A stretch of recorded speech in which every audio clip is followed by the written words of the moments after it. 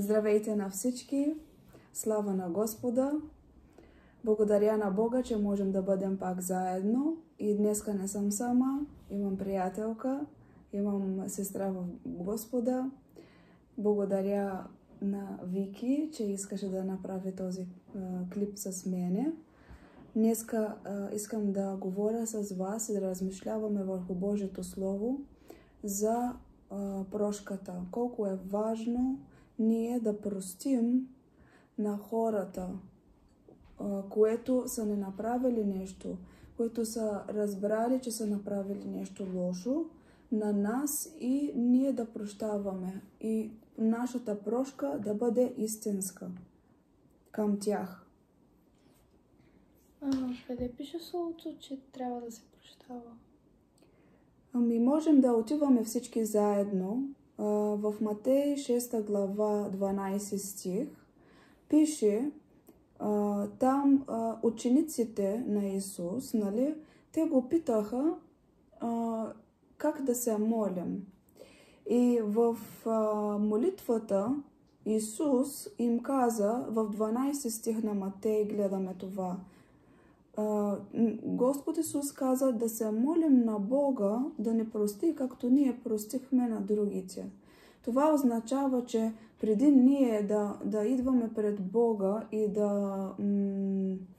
да се молим на Него, трябва да сме простили на други хора. И сърцето ни да бъде чисто от всякакво нещо, което може да опетни нас самите. Преди да се молим пред Бога, да сме се оправили взаимоотношенията ни с хората или да сме простили наистина от сърце другия човек. Защото в Йоан, 1 Йоан, 1 глава, 10 стих пише, ако казваме, че не сме съгрешили, правим Бог лъжец. Тук виждаме, че всеки един човек е грешил. Няма никой без да е направил някакъв грях. И това означава, че ти, когато прощаваш на другия, ти го освободиш него,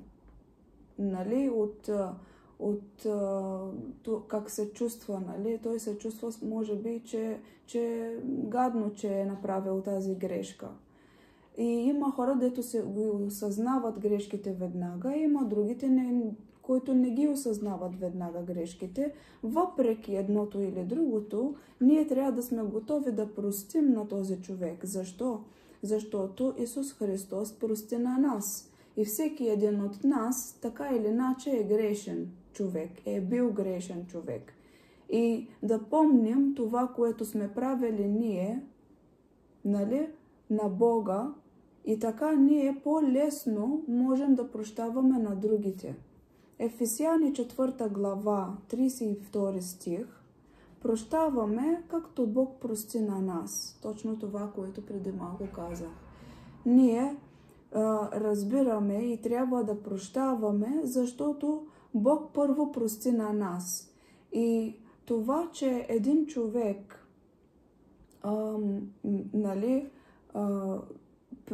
не чакаш този човек да идва да ти казва, прости ми. Ти да бъдеш готов, ти да му прощаваш. Трябва да бъдем готови преди, да идват, да говорят с нас и да поискат прошка от нас, ние да бъдем готови да прощаваме. Защо? Защото ние, дето сме грешни, Исус Христос преди 2000 години беше на кръста и преди времето, даже и преди да бяхме родени вече, Той видя нас преди да се родим, че имаме нужда от Него и че това, което е направил, го е направил с любов. Не чакаше ние, да искаме прошка от Него. Той го е направил. Той ни е простил преди ние да казваме извинявай, Боже. Това е страхотно нещо. Лука 6 глава 37 стих пише, Не съдете и няма да бъдете съдени. Не осъждайте и няма да бъдете осъдени. Прощавайте и ще ви се прости. Много важно да не съдим един друг, защото ние взимаме място на съдията. Съдията е едно и то е Исус Христос, Бог. Той е съдията. И да не идваме пред съдията един ден и да ни съди, защото ние не сме под закон. Ние сме под благодат. Ама това е за по-нататъка. Ще го разгледаме заедно. Ние не трябва да съдим един друг. Който съди, и той ще бъде осъден. Направи това, което на тебе искат да те направят. Ако и ти не искаш да бъдеш съдена, тогава няма да съдиш. И ако ти не искаш да те обсъждат, не да и обсъждаш и другите. Защото на крайна сметка ние не можем да виждаме цялата картина. И не можем да виждаме мотивите на сърцето на човека в пълнота. Само Исус може това нещо да го направи. Да вижда в сърцето на Вики какво има точно и защо го казва и какво има, какви намерения има, когато пита тия въпроси. Нали така? Да. Матей 18 глава 21 стих, това, което говоря с децата в неделното училище днеска, в неделя, е случката, където Петър пита Исус: колко пъти трябва да прощавам? 7 пъти ли? Исус му казва не 7, а 77 по 7, което е страшно много пъти. И тук виждаме Петър пита Исус това нещо и той казва 7 пъти. За него сигурно е много голяма цифра. Обаче за Исус въобще не беше голяма цифра, защото той е готов непрекъснато да те прости. Разбира се, че ние няма да го направим нарочно, ако ние го обичаме. Така че ако знаеме, ако ние вървим по любов, няма да направим от много грешките, които правим по принцип. Но знаеме, че никой от нас не е безгрешен. И имаме трудности, имаме ситуации в нашия живот и не можем да кажем, че никога повече няма да грешим, защото ние растем и продължаваме напред. Понякога и много пъти, и най-много пъти, ние се изграждаме характер с грешките си. Просто трябва да сме готови да виждаме наистина нашата грешка и да осъзнаваме. И ако ние грешим, искаме нашия приятел да ни прости. Така че и ние трябва да направим същото и с другите. Матей 18 глава, в същата глава, 34 стих е един ключ ние как трябва да прощаваме. И това е, че трябва да прощаваме от сърце. Ами, как да разбера, че прощавам от сърце?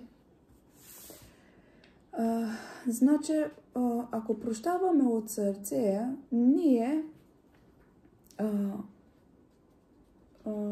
сърцето ни се изцелява. Нашето сърце се изцелява и този човек, който е направил греха, което ни е обидил, което ни е казал някакви работи, което е направил нещо с неговите действия да нарани или тъй нататък. Нашето сърце, когато прощаваме на хората, то се изцелява. И неговото сърце, когато приема прошка от нас, се изцелява. И това е също и обратната посока. Ако ние ако ние казваме извинявай, направих грешка, ако този човек ни прощава, ние ще се чувстваме добре. Ние ще казваме, значи нямам никакви проблеми с този човек и ние сме приятели. Или просто махаме всичките тия работи, които не са разбрани помежду нас и ги слагаме назад и гледаме напред с мир. Просто това е най-важното, е да имаме мир вътре в нас и да имаме мир също и с другите хора. Първо трябва да имаме мир с Бога, след това да имаме мир с себе си и накрая да имаме мир с другите. И така се изцеляваме. И как да разбираш, че си простил от сърце? Така ти, когато това нещо, ако ти си простил на човека от сърце, ти минава 1-2 дни макс, го забравиш. Няма как да идва непрекъснато това нещо в главата ти. Той ми е направил така, той е такъв, онакъв. Не, ти го забравиш, защото знаеш, че всеки може да греши. И Исус, когато отиваме да се молим на Бога, и не те пита непрекъснато, ама ти си грешна, махне се от тук. Не, с любов той ни приема и ние трябва да направим същото и с другите. И разбираме, че сме простили от сърце на хората, когато ние в умът ни не идва мисълта, някаква лоша мисъл към този човек. Просто нямаш лоши мисли повече за него. Така разбираш, даже и се забравила какво се случи. Понякога не забравяме, защото са много големи нещата, но когато помниш или когато врага опитва да го слага в главата ти, веднага ти минава. Няма чувства, няма емоции, твоя мир се стои вътре в тебе. Тогава разбираш, че ти си простил със сърце, когато не се нарушава мира вътре в теб. И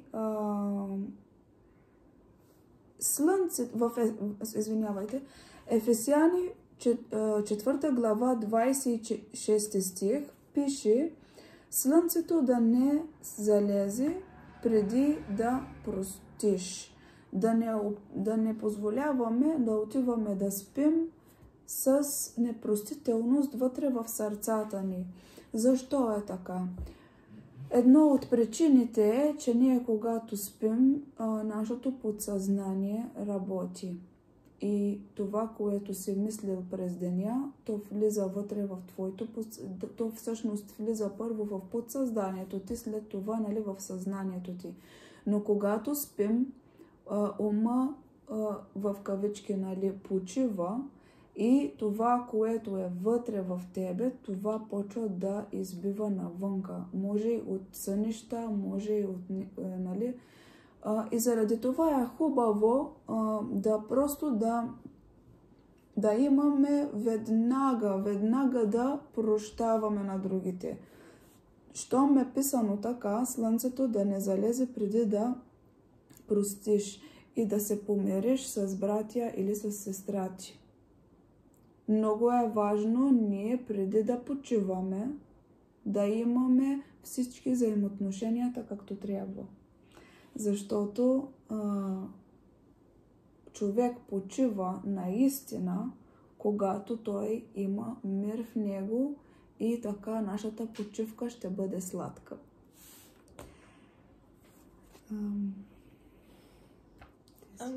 Какво се случва, ако не си простил? Ако ние не прощаваме, ние не сме осъзнали това, което е направил Исус за нас. Първо нещо. Не сме осъзнали колко много грешни сме ние. Но ако не простим, Ефесяни 4 глава 27 стих, следващия стих, дето след това, пише, че ако не простим, даваме място отворена врата означава на дявола да пуска лоши мисли в нас, защото всичко почва от главата, от мислите. И просто трябва да не даваме място на дявола, на врага, да ни впуска още по-грозни мисли за този човек. Затова е хубаво, когато, преди да спим, преди всякакво нещо друго, даже каквото и да правим, ама последно, вечерта, когато това е последно да правиш, да лягаш да спиш, по-добре да се помириш с другия човек, защото врага работи. А ние не трябва да му даваме шанс да ни унищожава, да станат нещата от една малко нещо, да стане едно голямо нещо. И това, защото ние не прощаваме и почва миналите неща и почват да идват толкова много работи, което ни е направил този човек. И то продължава да работи вътре в нас. И така ние отваряме врата. Непростителност отваря врата към врага да почва да работи и да пуска мисли в главата ти, да разделя, да разцепли хората, просто да има разделение, особено между братя и сестри. Защото от света ние очакваме да не са окей с нас, да не харесват нас. Обаче между братя и сестри още повече. Още повече трябва да внимаваме, за да няма разделение. Да бъдем едно, да бъдем съединени заедно. И ако не прощаваме, бързо е заради гордостта вътре в нас. Ти, щом си горд, всичко е за тебе, всичките мисли, всичките работи, просто няма шанс там ти да се смириш и да прощаваш. Това да прощаваш означава смирение от твоята страна. И тук в Матей 5 глава 25 стих пише, че бързо да се сдобрим с противника си. Бързо да се сдобрим. И Матей 8 глава 3 стих. Ако не станете като деца, няма да влизате в небесното царство. Тук означава как да станеш дете. Да станеш дете е да станеш Божий дете. Тук виждаме, че истинските Божии деца, те имат смирени сърца. Истинските Божии деца нямат гордост, защото баща им е Бог. И Бог е чист, добър, милостив. И те са неговите деца. И едно от нещата, които те са смирени.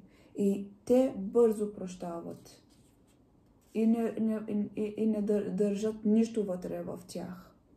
Защото знаят от какъв кал Господ ги избави. От техните големи грешки, които са направили в живота. И трябва да бързо да осъзнаваме, бързо да простим на другия също. 4 стих, който се смири като дете, той е по-голям в небесното царство. Тук говори за по-голям небесното царство, защото учениците му го питаха, кой е най-големия в небесното царство. И той казва тия, които са като деца и като дете, че познават Божието сърце, познават какъв е Бог за тях, от какво ги избавил и се смирят себе си, за да могат да прощават също и на другите. И 5 стих, и който приема едно такова дете, в мое име мене приема. това, ти когато приемаш някой, означава, че приемаш го като личност. Приемаш го означава, че той ти е приятел. Приемаш го означава, че ти имаш някакво уважение към него. Това означава, че ти си му простил, ако говорим за прошка. И той ти е приятел, не ти е враг. Щом си простил на този човек, той не ти е враг вече. Тук говорим, че ако приемаме едно такова дете, който се смири и прощава, вие приемате мене. И обратното. Ако прощаваш на брат и сестра, можеш да се наричаш Божие дете. Ако си простила понякога на някой, ти можеш да казваш, че ти си Божие дете. Да, така ще се разбираш, че си Божие дете.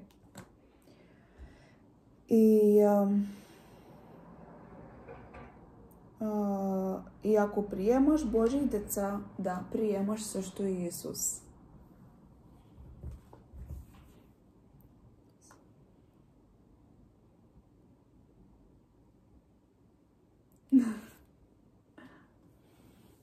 Да.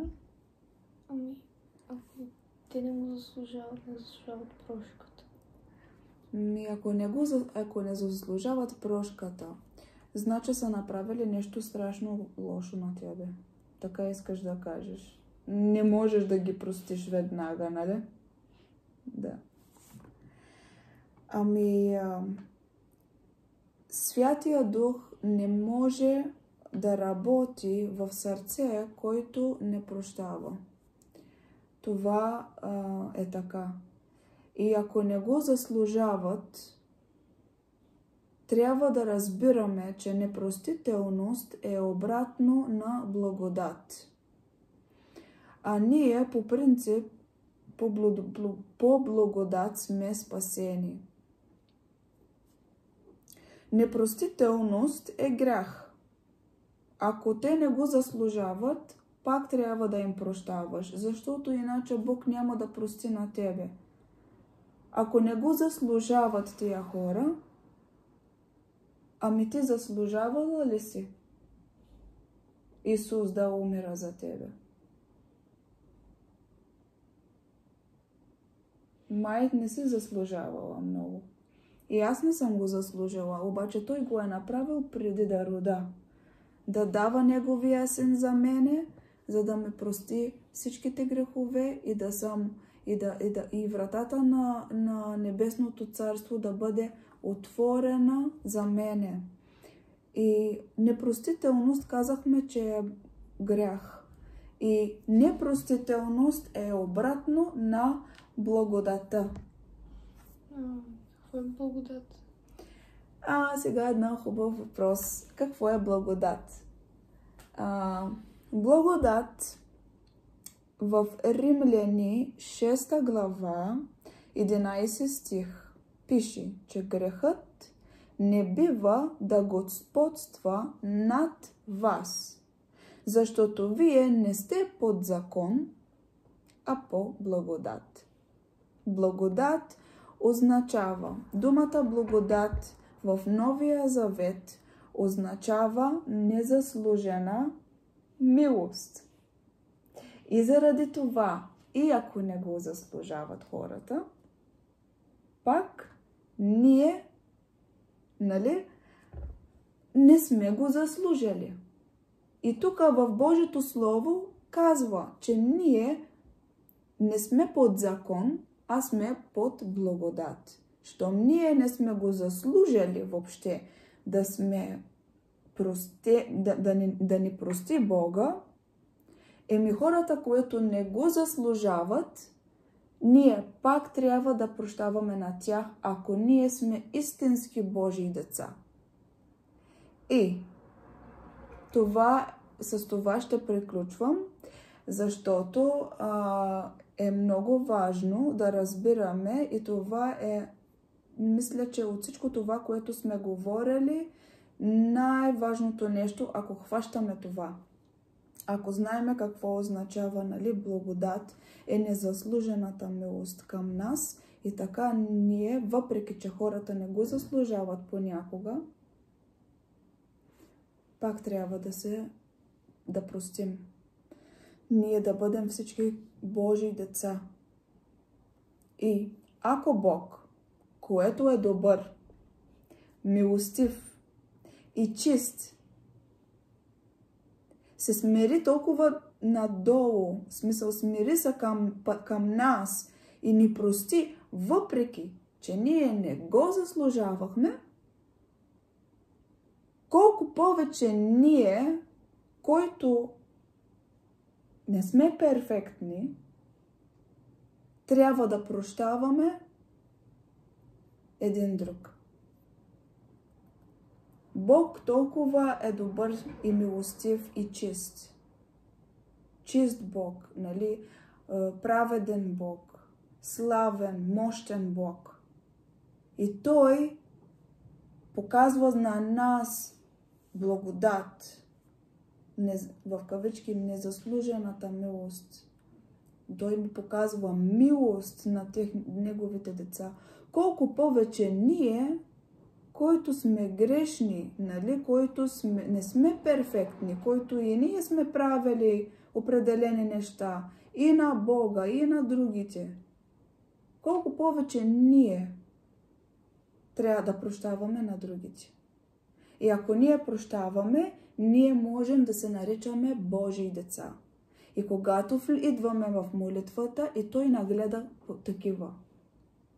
Така както ние прощаваме на другите, така и Бог ще прощава на нас. И един ден, когато отиваме в небето, Той ще казва: ти си простила на всичките и аз ще прощаваме на тебе всичко, което си направила. Той даже го е направил вече. Всичко е в нашите ръце. Ние какво ще правим? Защото Бог е направил всичко, което трябваше да направи. Умря на кръста, възкръсна и ни даде най-великия и най-хубавия дар. Вътре в нас, Святия Дух. А разбрахме също в този урок и тия размишлявания, че Святия Дух не може да работи в едно сърце, което не е простил. Така че сърцата не трябва да са чисти и да имаме чисти взаимоотношения с всички, за да може Святия Дух да работи вътре в нас. И това е всичко от мене. Благодаря ти толкова много, че бяхме заедно и успяхме да направим този клип. И благодаря на Бога, че Той ни е простил. Защото така ние можем да разбираме истинската любов, който има към нас Той. И така ние, когато разбираме Божията любов, можем да я предаваме на другите.